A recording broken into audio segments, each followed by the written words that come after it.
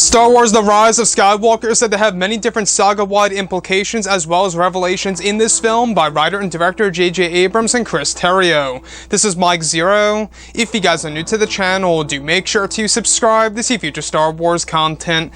Now, one aspect of Episode 9 that a lot of people are really looking forward to seeing is, of course, exactly how J.J. is going to utilize all the different characters of Luke, Leia, Lando, Kylo Ren, Rey, and yes, even the new villain in this film. Now, these past couple of weeks or so, we've been learning a whole lot more about this movie, and when it all comes down to various concept art descriptions, this is where things begin to get very exciting for Star Wars Episode 9.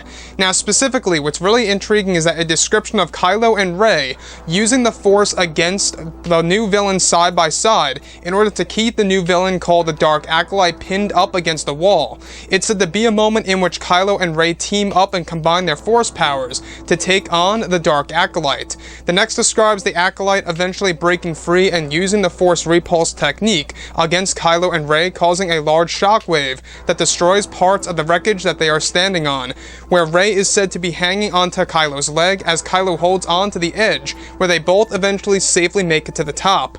Another describes the Acolyte reappearing through the smoke, where he now ignites his lightsaber and jumps in mid-air in a spinning fashion like Palpatine while delivering the Force scream.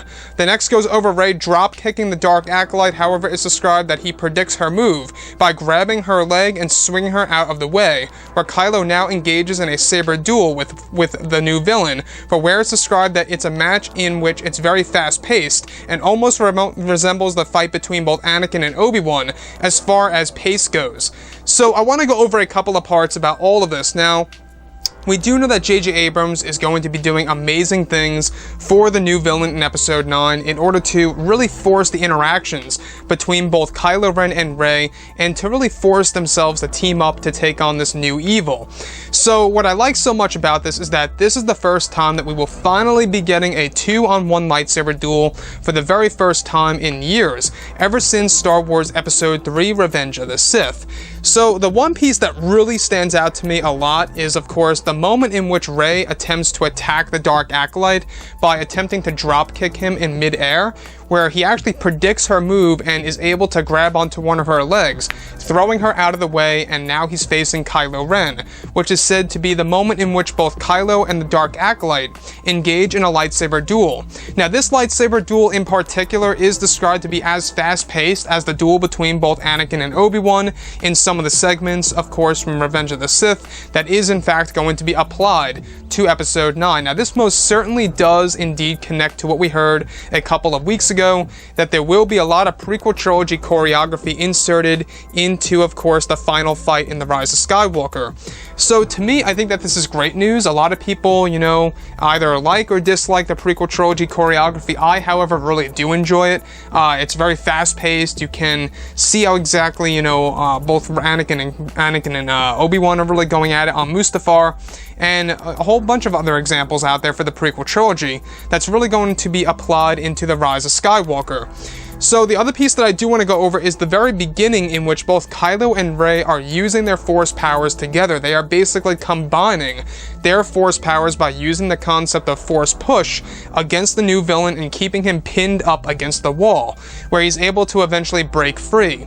Now, once he breaks free, this is where the whole entire technique comes into play, where the new villain is able to use the Force repulse technique. Now, in case you guys are completely unaware about what a Force repulse technique really is, that basically creates a real large shockwave, and that shockwave is able to basically destroy anything in the character's path.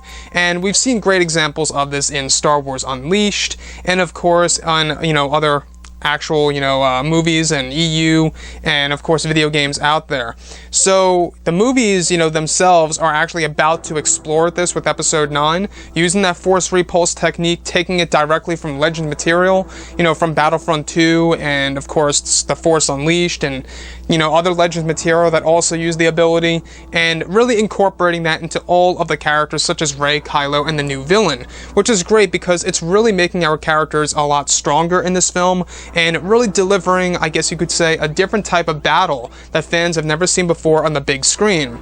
So the other piece that I also want to go over is, of course, the moment in which, alright, we have both Kylo Ren and Rey eventually hanging on the edge of the fighting arena wherever they really are. Now, we're not quite sure if this is the Death Star 2 wreckage or not. It's pretty safe to say that it is, in fact, because there is a mention of, metallic structure being used, where she's hanging onto Kylo Ren's leg, where she eventually is able to get back up on the edge. So you can really see how everything is starting to connect here, where, Kylo and Rey are beginning to help each other out, and where, of course, he's able to have the Dark Acolyte even have a moment in which he's able to use the Force screen technique and spin in mid-air, doing the same exact move that Palpatine did against Mace Windu. So you can see that this character pretty much most likely is indeed Palpatine himself.